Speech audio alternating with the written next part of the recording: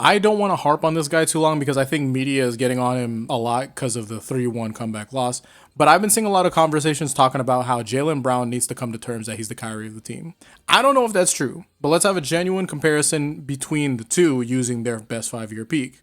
Reason? Who knows? Well, first, who's a better shooter? I'm going to be putting the shot charts for reference, but we know that with a larger volume, efficiency can waver. But when it comes to perimeter shooting, Kyrie had both, making more on a smaller clip in general.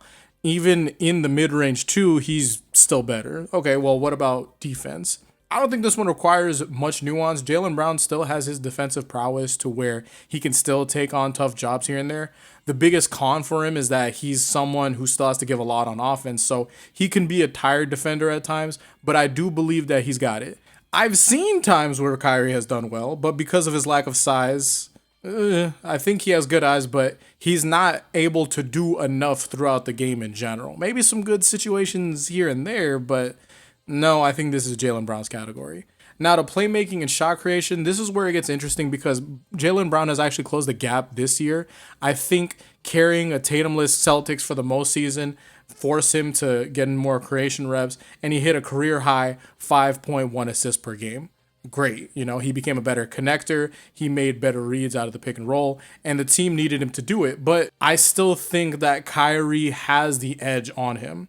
Kyrie at his peak was averaging 5 to 6 assists with elite pull-up gravity and some of the best pick and roll reads of his era. And then for finishing, that's up to you on how we should really look at this one.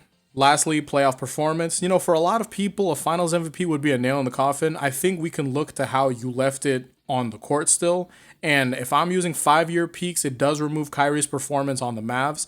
But Kyrie didn't have the most playoff games in his peak due to injury. So do you want to argue that if Kyrie was healthy and didn't have some of that stuff go down, he'd be better?